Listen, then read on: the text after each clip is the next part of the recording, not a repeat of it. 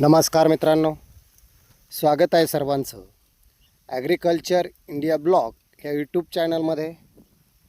तर पहा मित्रांनो, आज आपण या व्हिडिओच्या माध्यमातून पाहणार आहे की ऊसासाठी पावसाळी डोस कोणता द्यावा, किती प्रमाणात द्यावा, या संदर्भातली माहिती आपण व्हिडिओमध्ये पाहणार आहे मित्रांनो.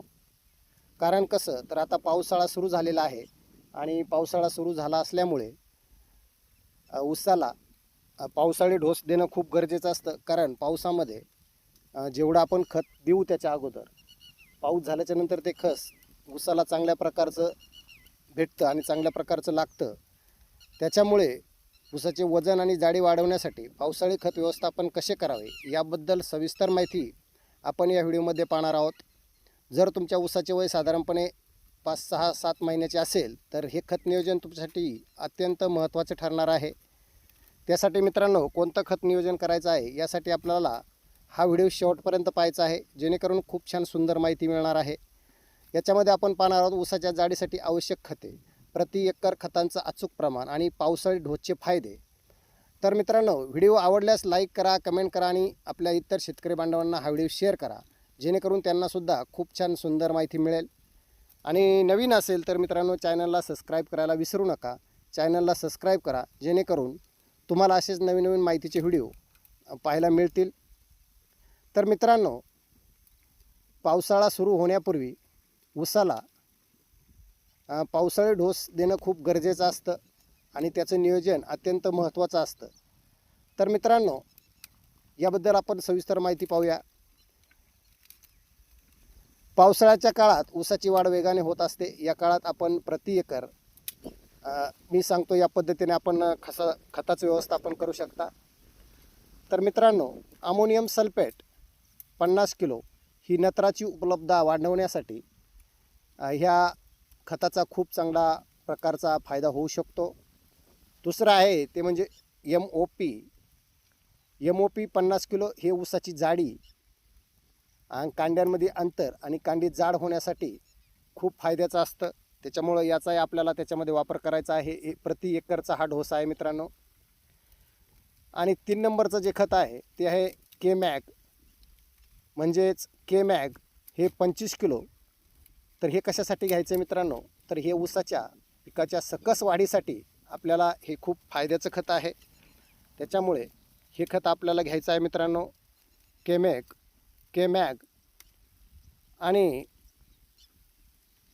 दुसरं मित्रांनो, आपल्याला PROM हे 40 किलो घ्यायचं आहे. हे कशासाठी घ्यायचं आहे मित्रांनो, हे जमिनीतील सेंद्रिय कार्ब आणि फॉस्फरसची उपलब्धतेसाठी हे खूप फायद्याचं असतं. आणि 5व्या नंबरचं जे खत आहे मित्रांनो ते आहे कॅल्शियम नायट्रेट. तर मित्रांनो, हे 25 किलो घ्यायचं आहे प्रति एकरसाठी आणि याचा आपल्याला डोस बनवायचा आहे. तर आता हे कॅल्शियम नायट्रेट याचा काय फायदा होतो पहा ऊसासाठी. हे ऊसाची लांबी आणि मजबूतीसाठी खूप फायद्याचं असतं.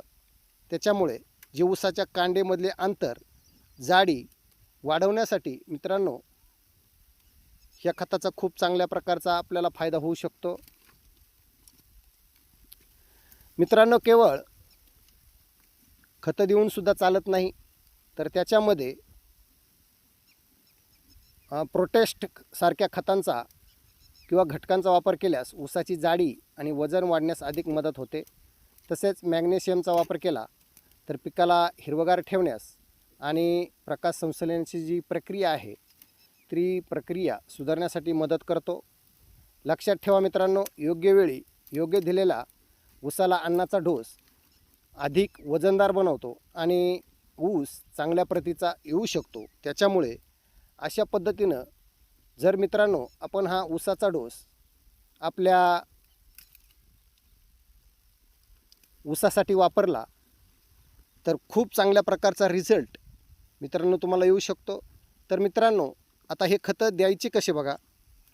जर तुम्ही तुमच्या ऊसाची सरी किंवा मोठी बांधणी केली नसेल तर पावसाळ्यापूर्वी मोठी बांधणी करण्याच्या वेळेस जर मित्रांनो ही खतं जर तुम्ही वापरली तर त्याचा जबरदस्त असा रिझल्ट तुम्हाला 100% आल्याशिवाय राहणार नाही. कारण ही खतं पावसाच्या अगोदर घातल्यामुळे आणि त्याच्यानंतर पाऊस झाल्यामुळे हे प्रत्यक्षात मित्रांनो थेट ऊसाच्या मुळीपर्यंत जातं आणि त्याचा ऊसाला चांगल्या प्रकारचा फायदा होऊ शकतो. त्याच्यामुळे ऊसाला पावसाळी डोस देणं हे खूप अत्यंत गरजेचं असतं आणि तो पावसाळी डोस आपण सर्वांनी द्यावा. आम्ही तो दिलेला आहे, कारण आमच्याकडं कालच मित्रांनो जरा पाऊस झालेला आहे आणि हा पाऊस झाल्यापूर्वी हा डोस देणं खूप गरजेचं आहे. आणि ह्या डोसाबरोबर आपल्या ज्या ऊसाची मोठी बांधणी म्हणतो आपण, तीसुद्धा करून घेणं खूप गरजेचं असतं. कारण मित्रांनो काय होतं, आता हे पावसाचे दिवस म्हणजे वाऱ्या वावधानाचे दिवस आहे आणि याच्यामुळे आपला ऊस जास्त वाऱ्यामुळे पडू शकतो. त्याच्यामुळे ही अशी या गोष्टी होऊ नये. आणि मित्रांनो, जर अशा पद्धतीनं आपण नियोजन केलं. दुसरी गोष्ट मित्रांनो, जर आपल्याला शक्य झालं तर ऊसाच्या कांड्यांपासलं वाळलेलं जे पाचट आहे ते जर पाचट काढलं तर मित्रांनो त्याचासुद्धा खूप चांगला आपल्या ऊसाला रिझल्ट फायदा येऊ शकतो, फायदा मिळू शकतो. तर अशा पद्धतीनं मित्रांनो हे पावसाळी डोस ऊसाला देणं खूप गरजेचं आहे. तर याच्यापूर्वीसुद्धा आपण खूप छान सुंदर माहितीचे व्हिडिओ टाकलेले आहे, ते सुद्धा आपण बघू शकता, पाहिले नसतील तर. तर अशा पद्धतीने मित्रांनो हा ऊसाला डोस आपण देऊ शकता. तर मित्रांनो, हे होते ऊसाची जाडी आणि वजन वाढण्याचे महत्त्वाचे खत नियोजन. तर तुम्हाला याबद्दल काही प्रश्न असतील तर किंवा तुमच्या शेतात काही वेगळे प्रयोग केले असतील तर मित्रांनो कमेंटमध्ये नक्की कळवा. म्हणजे तुमच्याकडे जर वेगळ्या पद्धतीचं तुम्ही जर काही खत व्यवस्थापन करत असेल तर कमेंटमध्ये आपण नक्कीच सांगू शकता. नक्कीच आम्हाला पण त्याचा फायदा होऊ शकतो. त्याच्यामुळे तुम्ही तुमच्या ऊसामध्ये कशा पद्धतीचं खत नियोजन करता हे नक्की कमेंटमध्ये सांगा. आणि आपण हा व्हिडिओ कुठून पाहता ते पण कमेंट करून सांगा. तर मित्रांनो, व्हिडिओ जर आवडला असेल तर लाईक करायला विसरू नका आणि आपल्या इतर शेतकरी बांधवांना हा व्हिडिओ नक्की शेअर करा. तर हा का शेअर करायचा आहे मित्रांनो, तर मित्रांनो काही आपल्या शेतकरी बांधवांना खत नियोजनासंदर्भात माहिती नसते आणि मग माहिती अभावी त्यांच्या ऊसाला योग्य वेळी योग्य डोस मिळत नाही. त्याच्यामुळे हा व्हिडिओ आपल्या शेतकरी बांधवांनासुद्धा आपण शेअर करा, जेणेकरून त्यांनासुद्धा खूप छान सुंदर माहिती ह्या व्हिडिओच्या माध्यमातून मिळेल. तर असेच मित्रांनो माझे नवनवीन व्हिडिओ पाहण्यासाठी माझ्या चॅनलला सबस्क्राईब करा, जेणेकरून खूप छान सुंदर माहिती मिळेल. तर मित्रांनो, हा व्हिडिओ आपल्याला कसा वाटला एक नक्की कमेंट करा आणि चॅनलला सबस्क्राईब करायला विसरू नका. आणि माझा हा व्हिडिओ आपण शेवट पाहिल्याबद्दल खूप खूप धन्यवाद. मनापासून मी सर्वांचा आभारी आहे. तर असेच नवनवीन व्हिडिओ पाहण्यासाठी चॅनलला जोडून राहा.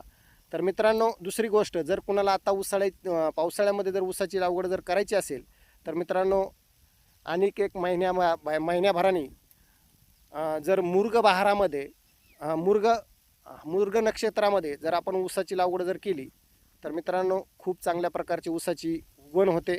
त्याच्यामुळे आपण नक्कीच यावेळेस ऊसाची लागण करू शकता. तर अशा पद्धतीनं मित्रांनो मी आपणास माहिती देण्याचा प्रयत्न केलेला आहे. तर मित्रांनो, हा पावसाळी डोस कसा वाटला आपल्याला नक्की एक कमेंट करून सांगा. आणि माझा व्हिडिओ शेवटपर्यंत पाहिल्याबद्दल खूप खूप धन्यवाद. जय हिंद, जय महाराष्ट्र, जय जवान, जय किसान. भेटू असेच एक नवीन व्हिडिओमध्ये.